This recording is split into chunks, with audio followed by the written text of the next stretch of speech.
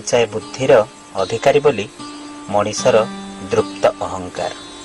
ପ୍ରକୃତିଟା କାଳେ ଗୋଟାପଣେ ତାର। କୋଟି କୋଟି ଇତର ପ୍ରାଣୀ ପାଦପ ସବୁ ଯେମିତି ତୁଚ୍ଛ। ଅନାୟାସରେ ବିଶ୍ୱକୁ ହାତ ମୁଠାରେ ରଖିବାର ଗୋଟେ ପାଗଳାମୀ। ଜଳ ସ୍ଥଳ ଆକାଶ ସବୁଠି ତା ଅଧିକାର। ପ୍ରାଚ୍ୟରୁ ପାଶ୍ଚାତ୍ୟ, ସୁମେରୁରୁ କୁମେରୁ, ଉଦ୍ଧତପଣର ରାଜୁତି। ପ୍ରକୃତି ସହ ଏକପାଖିଆ ରାଜିନାମା, ମଣିଷ ସ୍ୱାର୍ଥର ହିଁ ଇସ୍ତାହାର। ହେଲେ ବେଳେବେଳେ ଭୁଲ ହୁଏ ଭାଗକ୍ରିୟା, ସନ୍ତୁଳନ ବିଗିଡ଼ିଯାଏ ଭାଗମାପର।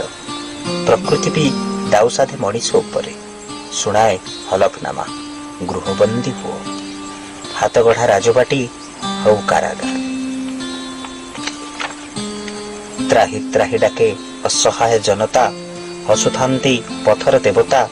ରାଜରାସ୍ତା, ଗିର୍ଜା, ମସଜିଦ, ମନ୍ଦିର ସବୁଠି ଖାଁ ଖାଁ ଶୂନ୍ୟତାର ଅନୁଭବ। ଲଢ଼ୁଥାନ୍ତି ଯୁଦ୍ଧ ଅସଲି ଈଶ୍ୱର। ଶେଷରେ ଆତଙ୍କର ହୁଏ ଅନ୍ତ, ଜିତେ ମଣିଷ କେବଳ। ବିଜ୍ଞାନୀ ନିଜକୁ ପଚାରେ, ଯୁଦ୍ଧାସ୍ତ୍ରେ ଜୈବାସ୍ତ୍ରେ କିବା ପ୍ରୟୋଜନ? ଶାନ୍ତି, ପ୍ରେମ, ଭାଇଚାରା, ଦୟା, କ୍ଷମା, ସ୍ନେହ ମାନବର ପ୍ରକୃତ ସମ୍ବଳ। ଏଇ ବୋଧେ ବିବର୍ତ୍ତନ। ପୁଣି ହସେ ପୃଥିବୀମ ପ୍ରଳୟ ପରର। ରହି ରହି ଶୁଭୁଥାଏ ପ୍ରତିଧ୍ୱନି, ସକଳ ଘଟେ ଈଶ୍ୱର ହେ ନର ନାରାୟଣ। ସକଳ ଘଟେ ଈଶ୍ୱର ହେ ନର ନାରାୟଣ। ପ୍ରକୃତି ଆଦି ଜନନୀ, ତୁମେ ପରା ତାରି ସନ୍ତାନ। ଦିଅ ତାଙ୍କୁ ଯଥାର୍ଥ ସମ୍ମାନ, ଦିଅ ତାଙ୍କୁ ଯଥାର୍ଥ ସମ୍ମାନ।